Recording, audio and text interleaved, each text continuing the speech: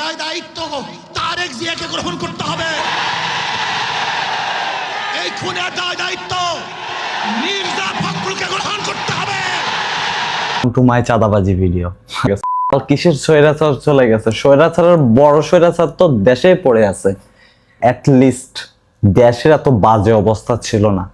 যে ছেলেটি মারা গেছে বরঞ্চ তার সাথে হয়তো যুবদলের সম্পর্ক আছে, কিন্তু যে খুন করছে বা যে হত্যা করছে তাকে তো অন্য জায়গা থেকে, আমরা যেটা খবর পেয়েছি, অন্য জায়গা থেকে নিয়ে আসা হয়েছে তাকে। সোহাগ হত্যা নিয়ে যে তারেক জিয়াকে এবং মির্জা ফখরুল সাহেবকে দায়ী করছেন এবং সব দায়ের বাজে তারেক রহমানকে দিচ্ছে, এই নিয়ে কি মতামত? এবং অপু ব্লগ ভিডিওর মাধ্যমে চাঁদা ভিডিও নিয়ে যে কথাগুলো বলছে, এই নিয়ে কি মতামত? অবশ্যই আপনার সম্পূর্ণ ভিডিও দেখবেন এবং তারেক জিয়া যে কথাগুলো বলছে সেই ভিডিওগুলো আপনার সম্পূর্ণ দেখবেন। তাহলে কথা না বলে চলুন সেই ভিডিও ফুটেজগুলো দেখে, এমনকি সোহাগদের যারা মারছে তাদের কি আইনের আওতায় নেওয়া হচ্ছে কিনা সেই ভিডিওটা দেখে আসি। খুনের দায় দায়িত্ব তারেক জিয়াকে গ্রহণ করতে হবে। এই খুনের দায় দায়িত্ব মির্জা ফখরুলকে গ্রহণ করতে হবে। এই খুনের দায় দায়িত্ব বিএনপিকে গ্রহণ করতে হবে। এই খুনের দায় দায়িত্ব প্রত্যেক প্রশাসন গ্রহণ করতে হবে। আজকে এই মামলার যে বাদী একজন মহিলা, তার সন্তান এখানে এসছে। এই যে তার সন্তান, সোহাগ মামলার এই বাদীর ছেলে,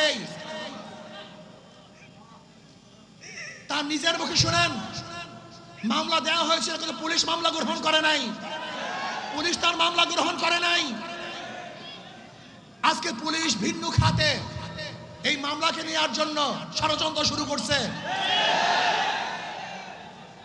সব জায়গায় চাঁদাবাজি, শরিয়াতপুর বাস সব বন্ধ, 16 মাসকে তাদেরকে বহিষ্কার করা হয়েছে। অথচ আজকে আপনারা দেখেছেন প্রেস ব্রিফিংয়ে, সাংবাদিক সম্মেলনে ঊর্ধ্বতন কর্মকর্তাদের কাছে বারবার জানানো হয়েছে, কিন্তু না, যতক্ষণ পর্যন্ত সব জায়গায় প্রচার না হয়েছে ততদিন পর্যন্ত বহিষ্কার করা হয় নাই।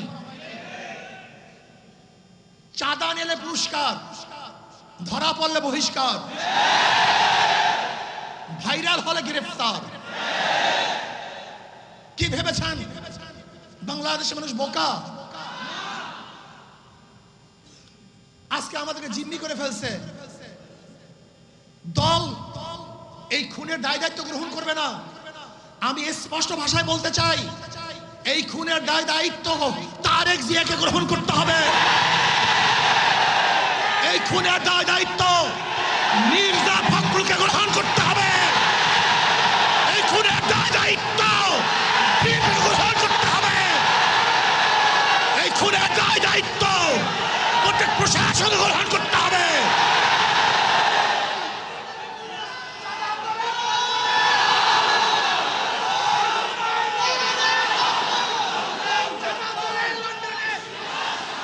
শোনেন,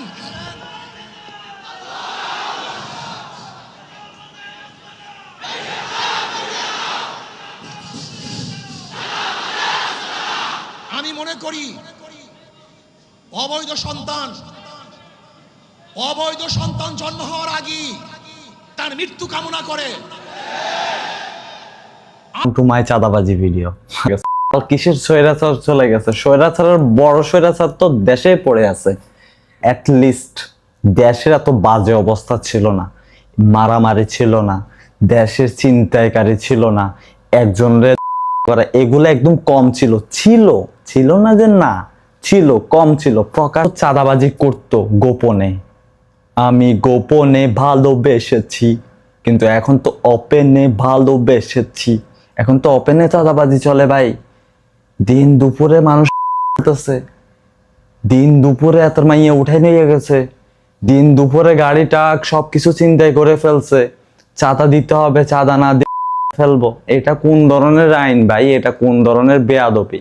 আর এটা কোন ধরনের ফাইজলামি? আমি আন্দোলন হইতেছে, মারামারি হইতেছে, আন্দোলন হইতেছে, আমার কথা খুব তিতা লাগবে, তিতা। যে ছেলেটি মারা গেছে বরঞ্চ তার সাথে হয়তো যুবদলের সম্পর্ক আছে, কিন্তু যে খুন করছে বা যে হত্যা করছে তাকে তো অন্য জায়গা থেকে, আমরা যেটা খবর পেয়েছি, অন্য জায়গা থেকে নিয়ে আসা হয়েছে তাকে ধরা হচ্ছে না। ধরা হলো, অন্যদেরকে অ্যারেস্ট করা হলো। তাকে ধরা হচ্ছে না, কি তাকে আসামিও পর্যন্ত বোধহয় করা হয়নি এখন পর্যন্ত। বিভিন্ন সময় বিভিন্ন পত্রপত্রিকা ইদানিং আমরা দেখছি যে বিএনপি সংস্কারের এটি মানছে না, ওটি মানছে না, সেটি মানছে না। অপরপক্ষে আমরা দেখছি অনেকগুলো দল সব কিছু মেনে নিচ্ছে। আমাদের নেতৃবৃন্দ বলেছেন যে এখানে তো আমরা এসেছি আলোচনা করার জন্য, যদি সব মেনেই নিতে হয় সেটি তাহলে আলোচনার দরকার ছিল কি? সরকার বলে দিত যে এই করতে হবে, কিন্তু আলোচনার জন্যই ডাকা হয়েছে।